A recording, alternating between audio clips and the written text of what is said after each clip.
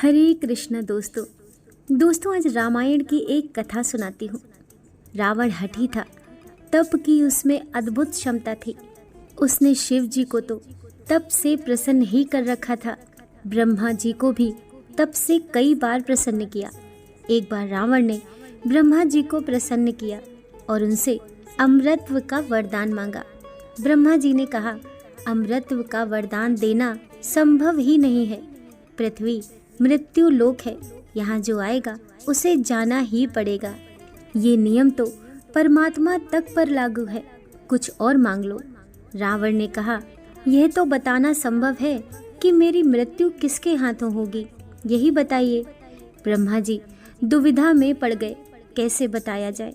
मृत्यु का कारण समझाते रहे, लेकिन रावण माना ही नहीं।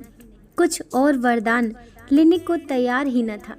विवश होकर ब्रह्मा जी ने उसे बता ही दिया कि त्रेता युग में श्री हरि राजा दशरथ के पुत्र श्री राम के रूप में अवतार लेंगे। उनके हाथों ही तुम्हारी मृत्यु लिखी गई है। ज्ञानी होने के बावजूद रावण में अहंकार इतना आ गया कि उसने ब्रह्मा को ही चुनौती देने की ठान ली। उसने तय किया कि वह अपनी शक्तियों से ब्रह्मा का लिखा बदल कर रहेगा। उसने श्री राम का जन्म ही ना हो, इसको ध्यान में रखकर कई प्रयास किए। उस समय अयोध्या में श्री राम के परदादा राजा रघु शासन करते थे। रावण महाराज रघु के पास पहुंचा और उनको युद्ध के लिए ललकारा।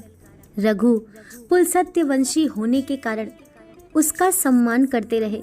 उन्होंने बहुत विनम्रता दिखाई और उसे प्रेम और सम्मान देकर युद्ध टालने की भरपूर कोशिश की। रावण ने समझ लिया कि शायद रघु उससे भयभीत है।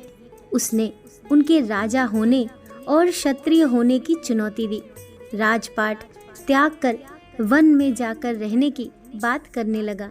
अयोध्या वासियों का अपमान करने लगा कि उनका दुर्भाग्य है कि ऐसे कायर राजा से शासित हैं। वह अपमान करने में सारी सीमाएं लांघ गया तो रघु युद्ध के लिए तैयार हो गए।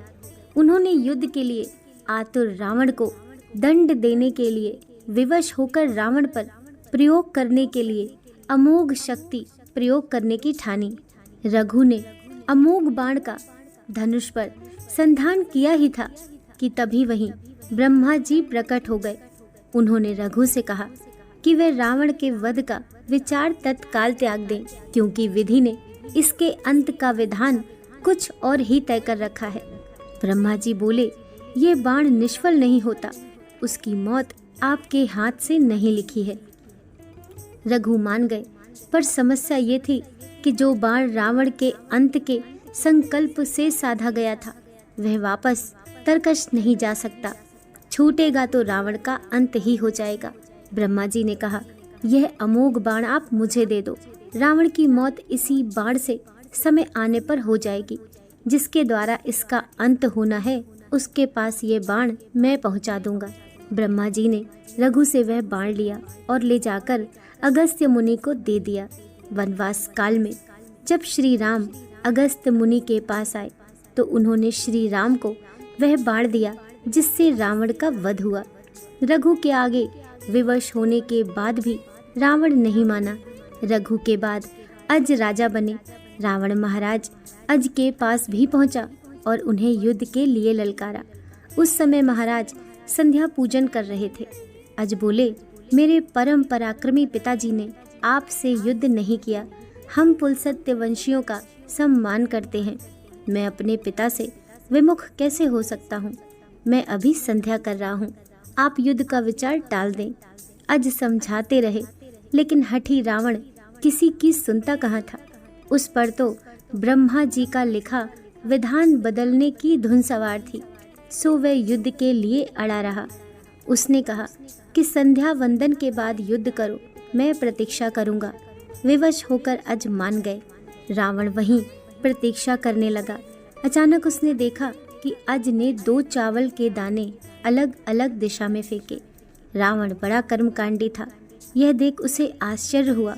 उसे भी मालूम था कि संध्या की इस विधि में चावल फेंकने का विधान नहीं है। तो उसने अज से पूछा कि चावल फेंकने का विधान तो इस कर्म में नहीं है, फिर आपने चावल क्यों फेंके? आपकी पूजा खंडित हो गई।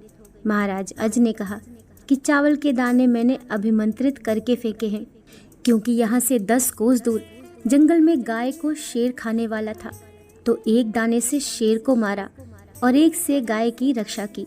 रावण ने कहा, यह कैसे हो सकता है? मुझे विश्वास नहीं कि यहाँ बैठकर आपने शेर को चावल के दाने से मारकर गौ की रक्षा की है। तो अज ने कहा, आप स्वयं जाकर देख लें और तसल्ली कर लें। अज ने स्थान बता दिया।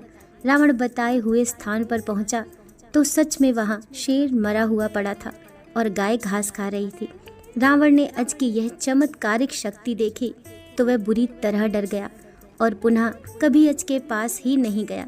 रावण विधि का विधान बदलने की कई बार कोशिशें की थी, ऐसा विभिन्न स्थानों पर आया है। यह शेपक कथाएं हैं जो लोकप्रिय होती हैं। बेशक ये कथाएं मुख्य ग्रंथों में नहीं होती, इसीलिए इन्हें प्रामाणिक नहीं कहा जा सकता, पर इनकी रचना मुख्य कथाओं के समांतर होती है, जिनका उद्देश्य कथाओं को स्थापित करने में ही होता है। दोस्तों, कहानी पसंद आई हो तो वीडियो को लाइक कीजिए, चैनल को सब्सक्राइब कीजिए। मिलते हैं अगली कहानी के साथ।